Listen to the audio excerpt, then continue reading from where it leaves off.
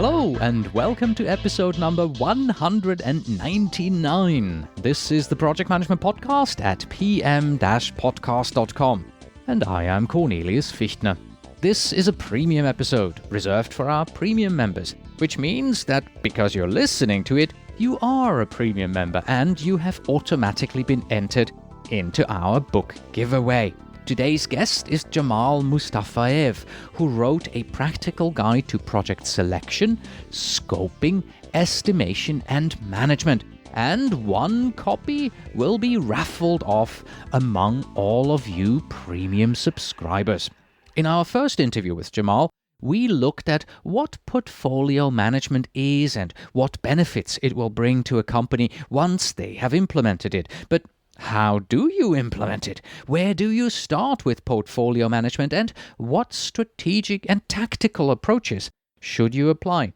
These are all lots of good questions, and Jamal has lots of good answers coming up.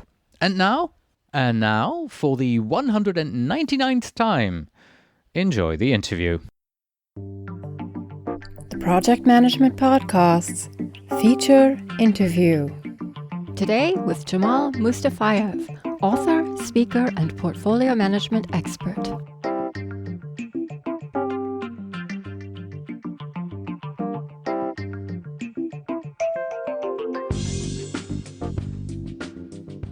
Hello, Jamal. Welcome back to the program. Thank you, Cornelius. Thank you for having me. Really happy to be here again. All right, so we're still inside your book, Delivering Exceptional Project Results, a practical guide to project selection, scoping, estimation, and management. But we are wanting to take the next step because we now want to talk about how do we go about where we want to implement project portfolio management in a company, in our company, in an organization. But let's start once again in the other corner here and see whether or not portfolio management brings any value. So is there any scientific data out there showing the impact of portfolio management? Actually, yeah, and I very frequently with my clients, I have to share that information with them. There's quite a lot of data, but, for the purposes of this interview, I prepared kind of the 4 key highlights. There was a study done recently where they went basically to 205 businesses, mainly in states. Mean size of the business is $6.4 billion in sales, so not small companies, big companies. And the way they did that, they took these 205 businesses and they divided them in 3 groups: best performers, medium performers, and poor performers. That was based solely on their stock performance. So, they were traded on, stock exchanges, and they ranked them in these 3 buckets, so to speak. And then they compared what are the project portfolio management practices in the winners bucket versus the not winners bucket, let's put it this way. Here's what they discovered, that when it comes to having a formal and systematic portfolio management in place, the percentage was close to 60% of winners had it, and only 4% of poor performers had it. So that's a ratio roughly of 15-1. If you look at the category resource breakdown reflects business strategy, among the best performers, the number was 66%, roughly speaking. Among the worst performers, 8%. So that's a ratio of more than 8-1. If you look at the category of portfolio contains high-value projects, the ratio was, I can't even give you the ratio because it's 40% to 0%. Good job companies doing good job of ranking prioritizing projects, 40% versus 12%. So that would be 3.5-1. Yeah. So just these 4 points, I think they demonstrate that there is a very, very strong correlation between having portfolio management and having good stock performance. Perfect. Okay, you have just convinced me. We decided in my company we are going to implement project portfolio management. So where should we as a company start with project portfolio management? Again, number one thing very frequently omitted by many companies that try to do that, you have to have a commitment to installing a systematic, formal, and rigorous PPM process. And guess what? That commitment should be coming from the very top of the company. If C-level people at the company, the CEO, the CFO, CTO, CIO, etc., do not have but you don't have their buy-in, that would be a waste of time. You have to conduct portfolio management training and workshop, or possibly with some results coming out of it for C-level people across the organization, probably involving department directors, managers, VPs, and some C-level people. That training can be broken down into two parts. You can do like a 1-hour presentation about what portfolio management is and let the people decide whether they want it or not.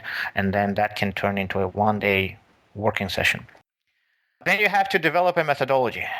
You have to go for the hybrid approach. Remember, in the previous interview, we looked at the 3 ingredients in project portfolio management: Yes. value, balance, and strategic alignment. Well, typically successful businesses, again, based on studies, use on average 2.5 methods.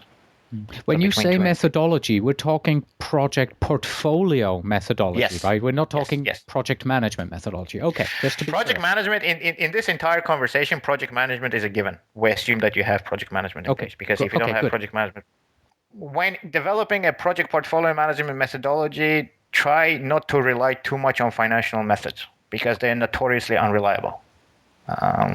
Both forecasts in terms of revenue and forecasts in terms of costs of the projects. Okay. Most of the successful businesses look at strategic fit or strategic alignment. Why are we doing this project? What are we trying to achieve in business? Scoring model is a good place to start. Another suggestion, and I do realize that I'm a subjective. My opinion is a little bit subjective here, but get professional help. There are very few good project portfolio management experts out there. That's one part. You need someone to come in with knowledge of understanding of all the aspects. Another problem that I encounter quite a lot at companies is that because of these failures, project failures or product failures, there's a lot of tension between different departments, different parts of the organization, and they need someone who is being perceived as an objective evaluator of their needs, whoever proposes the new methodology. So that's kind of in a nutshell, kind of 1-2 minute introduction of where should the company start with project portfolio Okay. management. All right, so we've done that. We've got the training done. We've brought in a consultant. We're working with them. Now we're getting to the point where we have to, build our portfolio here. Do we start with a brand new batch of project proposals, the great ideas that everybody is having? Or do we go out and evaluate our current portfolio first? An interesting question, because the purely academic answer to that question would be look back. Look at the existing project portfolio, try to analyze it. Let's say we're sitting at the end of the year and we're looking back 1 year and looking at, and there are actually several studies. The reason I'm saying it's an academic answer to the question, there are several studies that show that structured review of existing portfolio can generate a lot of very valuable lessons learned for future. Having said that, once early in my career, I proposed that to the CEO of one of the companies, my clients, and he told me, I don't think we have the emotional capacity, that these are the words he used, to go back and look at the quality of our portfolio. Basically, what he was trying to say is that I have a strong feeling that we will discover that 80% of the projects in our portfolio are garbage. And that's not going to do good things to the morale of the company employees. So if you decide to go with current portfolio, look at the performance of the projects. Look at scope, quality, time, resources, budget. These, again, things that should be very familiar to the listeners. Look at, has anything, questions like, has anything changed since we decided to go ahead with the projects? Do we still need project deliverables? Can they still be delivered in an acceptable time frame? Are they still going to deliver value? Is the project still aligned with strategies? But as I said again, in real world, many companies would be reluctant to do that. Mm-hmm. Even though you said earlier on that, project management methodology, it's a given. We expect that you have that in your company. Let me take this into a slightly different direction here. How important is it to have a good project management methodology in place, to have project management maturity in your organization in place before you're even considering to moving into PPM? Yeah, I mean, when I said it's a given, what I meant is that it is unlikely that you're going to be very successful with project portfolio management until you have good project management. You can start implementing two things at the same time, and I've seen it happen in my career too. But here's let's take a look at how the life of the project. It starts as an idea in someone's head. Someone says, the proverbial, wouldn't it be really cool if we could do this?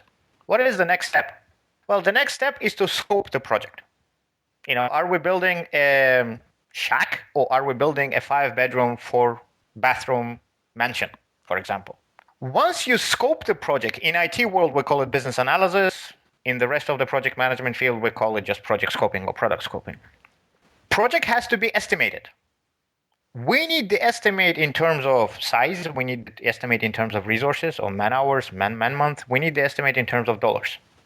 And there are two reasons why you need that estimate. You need that estimate in order to look at the project value, because if you discover that you are trying to fix a $5 problem with a $500 decision or solution, that project will be no go. On the other hand, you have to understand, well, I have only these many resources in my organization that I can dedicate to projects. Well, if I say yes to this project, what percentage of my resources will be taken? So you need to estimate that stuff. And then if the project receives a go-ahead, you need to possess, again, proper management, monitoring, control processes in order to deliver the best ideas to the realization. And you need to be talking back to the senior people. So hopefully I was without the help of any diagrams, which I typically have presented to my clients or to my listeners. It goes from project portfolio management to project management, comes back again, is everything okay? And then it goes back. So scoping, estimation, control, these are all ingredients of project management. So you will be flying blind, basically, if you don't have good project management in place. I don't know if I did a good job. I completely understand. So you're saying it's a conversation here. You need to have a good project management methodology and maturity in place so that certain questions that portfolio management is asking can even be answered. Yes. Okay. Let's come back to portfolio management here. What are the most popular scoring variables? Scoring variables, again, this is probably one of the most kind of company sensitive, sometimes even department sensitive topics, because they would be quite different. And I think I mentioned in my previous interview with you that scoring variables for Google or for Apple would be quite different than those of, say, City of Los Angeles or some hospital. But it looks like, again, based on the studies done, that about 90% of companies have strategic fit variable. Mm-hmm. While they do have this variable, again, a disclaimer that should have to be given, strategic fit for Apple versus strategic fit for some government organization would be quite different, right? For Apple, it would be to generate revenues, to come up with new products, whereas for, say, a government organization, it will be low risk, low reward projects, social value, etc., etc. Payoff seems to be used by about 87% of the companies. And there is a very interesting conversation inherent in this discussion. For product companies, for for-profit companies, that's kind of obvious. Well, you're in business to make money. I did hear many of my clients fall into the not-for-profit sector, and I very frequently heard the executives say, well, we don't really care about the payoff thing. We don't want to include that. But I told them, well, listen, you still want to look at some kind of financial aspect of your project. And here's why. Even if you're building a kindergarten, for example, which is social value, let's say you're a city of Vancouver or city, again, of Seattle, doesn't really matter. I would ask him a question, well, what's an average cost of building a kindergarten? And just for the sake of the argument, let's just say $300,000. I say, well, if I come to you and I say, let's build a kindergarten for $300,000, would you say yes? He goes, yeah, I would probably say yes. I go, what happens if I come to you and say, let's build a kindergarten for $30 million? The reply was, no, I'm going to say no. Well, you're still looking at the costing, right? And they reply, yes, yeah, we do look at costing. So payoff, just a disclaimer for people, it's not just for-profit companies. Non-for-profit companies should be looking at the cost and resource requirements as well. Okay. Next one on the list is, with 76%, is probability of success.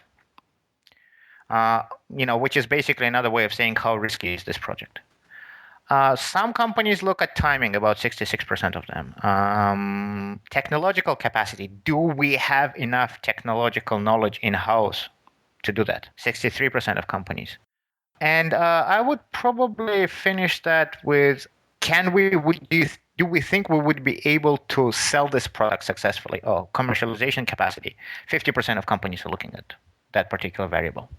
So in other words, if I get you right, there are certain scoring variables that you can use, generally speaking, best practice variables that, quote unquote, everybody else is also using.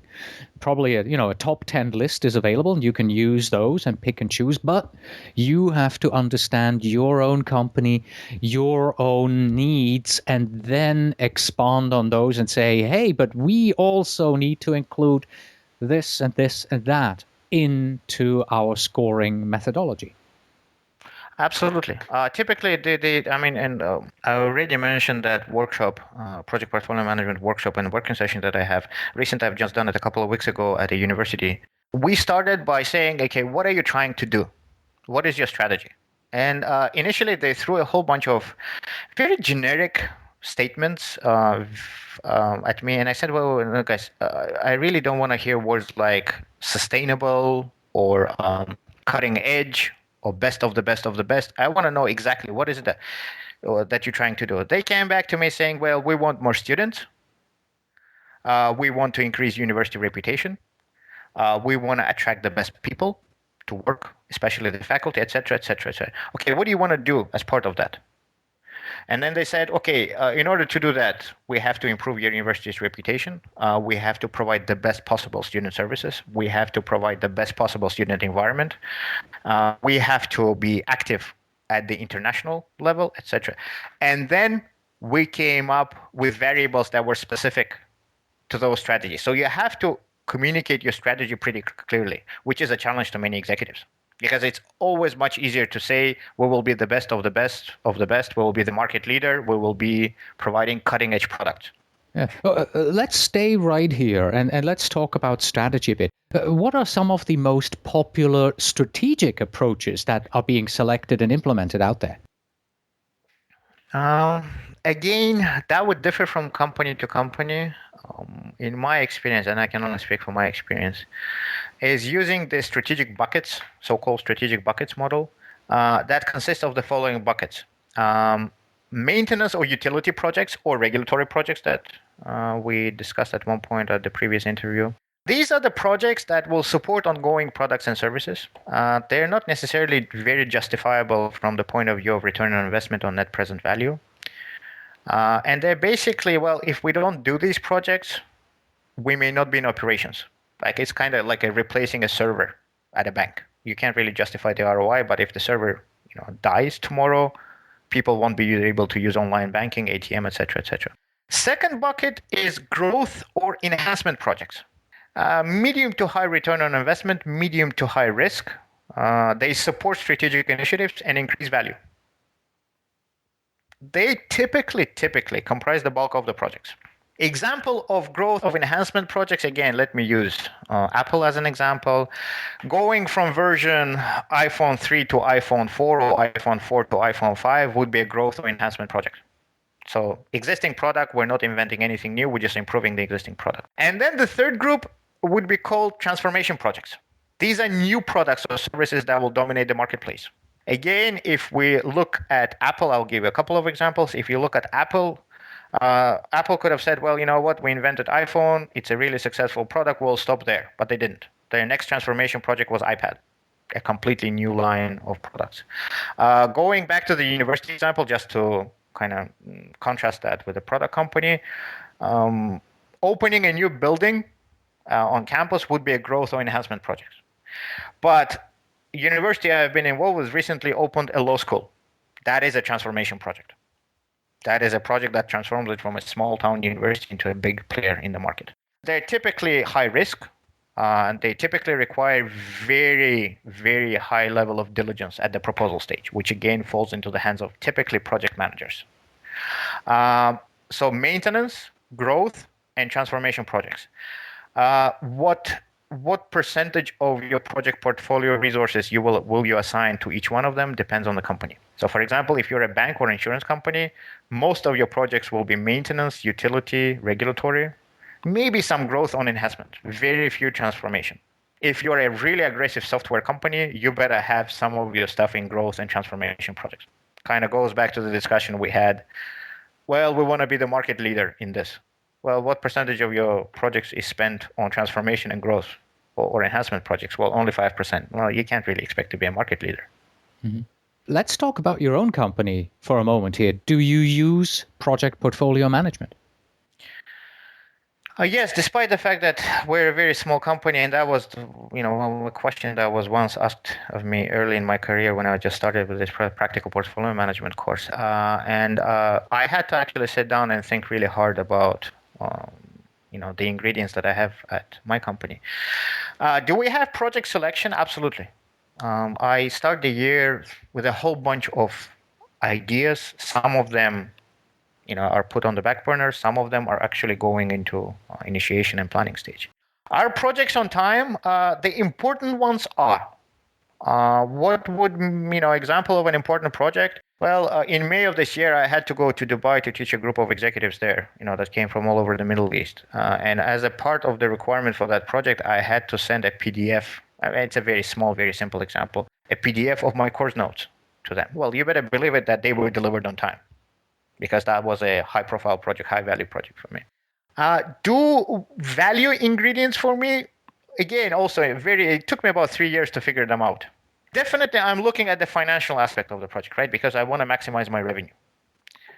There is a competitive advantage. So every time I come up with a new product or a new idea, I'm asking the following question: is it currently being offered on the market? By the same token, I'm looking at the market attractiveness. I.e., is it in demand? And here's an interesting thing, at least in my line of business. There seems to be a negative correlation between competitive advantage and market attractiveness. I'll give an example. For example, project management, if someone approaches me and says, Jamal, let's create a new project management course, let's say for this particular industry.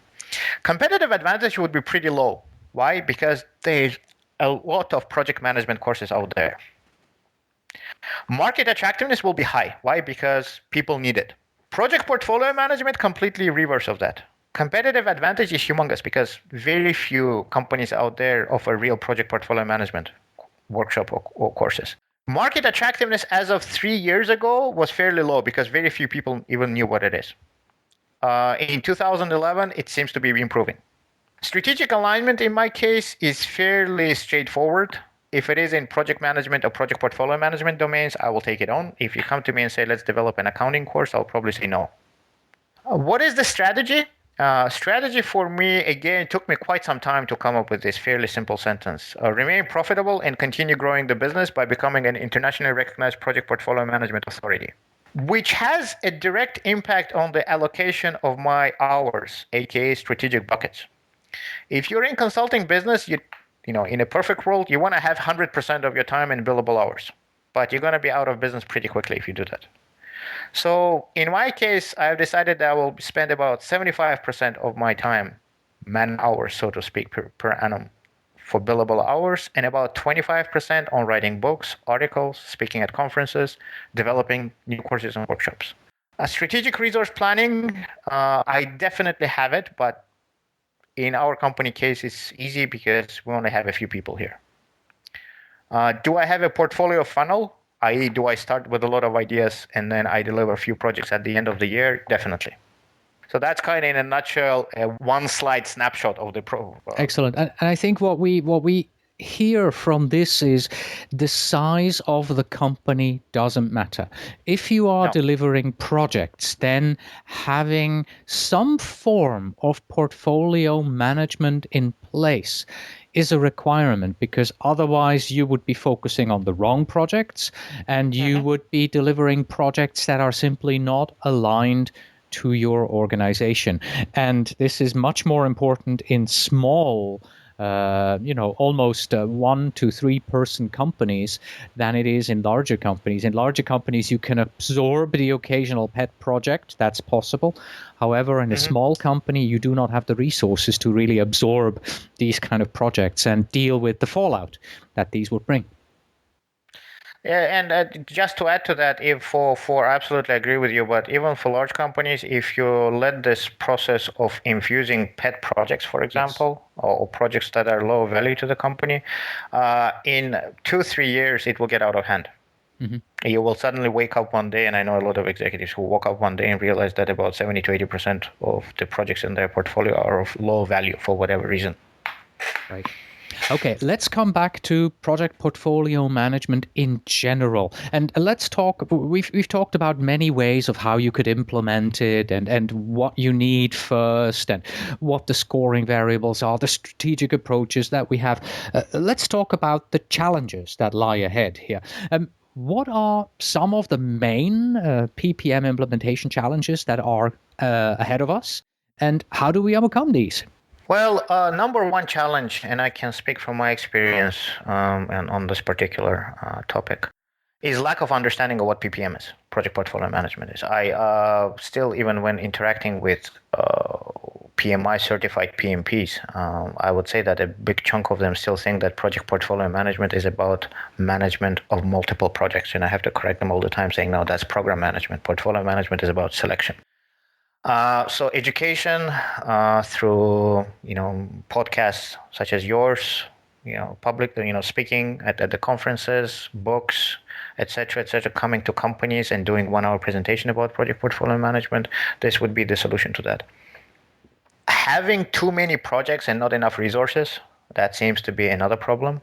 One of the examples I would like to share with you, which is kind of relevant to current news, when Steve Jobs came back for the second time to Apple, he discovered that the company had 350 products or projects ongoing at the same time.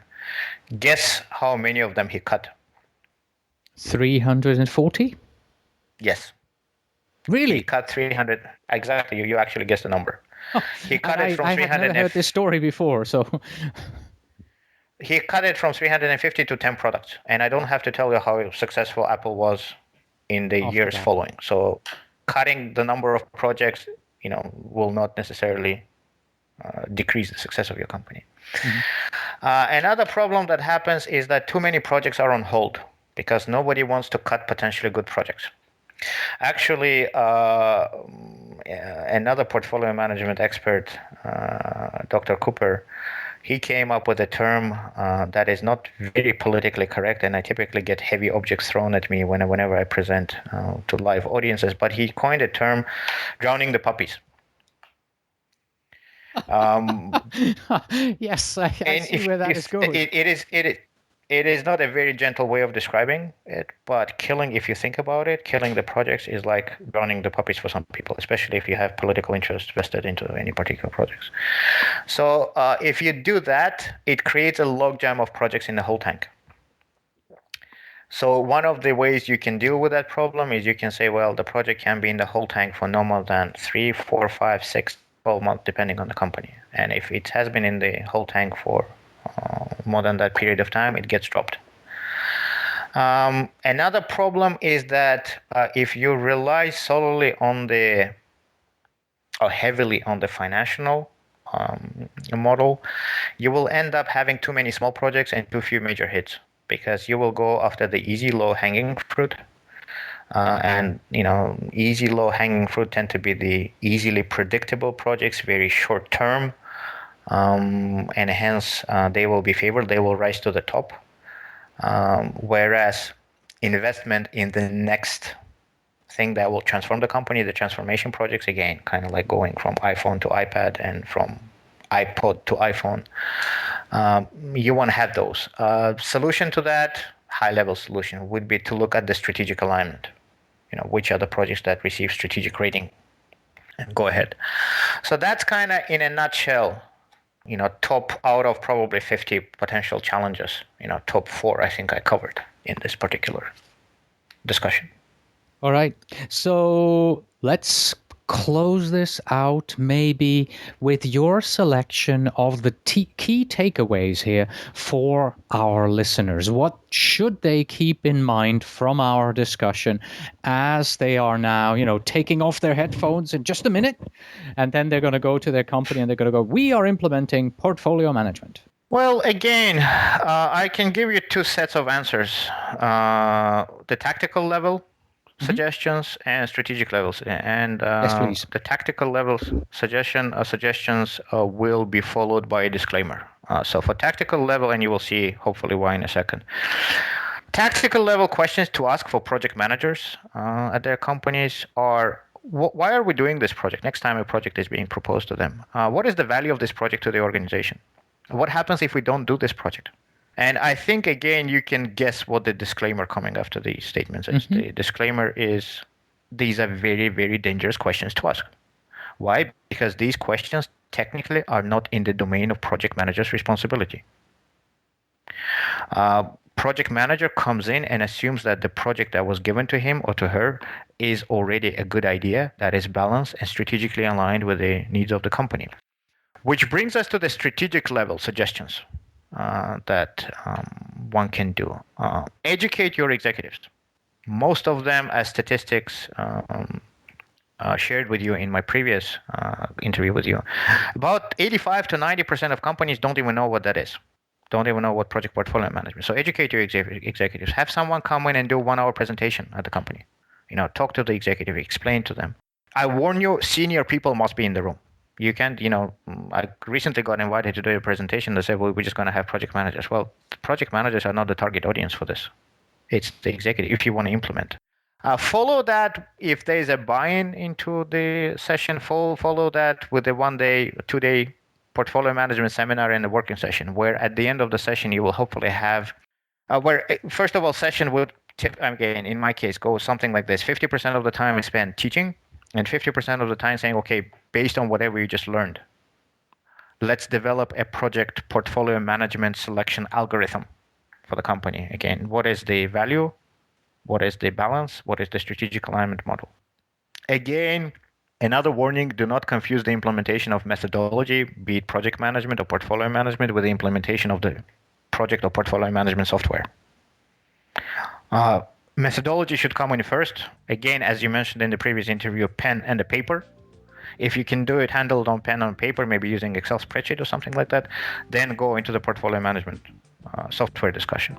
Again, I urge the listeners to contact me if they have any further questions. I suspect you might have my contact information on your website. Look me up on LinkedIn. I would be more than happy to answer questions because, again, whatever we discussed here is very high level, very generic, although I try to provide as much detail as possible, but every company would be different. Excellent. So these are my takeaways. Thank you very much, Jamal. Thank you, Cornelius. So once again, the book is called Delivering Exceptional Project Results, a practical guide to project selection, scoping, estimation, and management. Written by Jamal Mustafayev, 300 and some pages thick, heavy book to read. Published by J. Not really.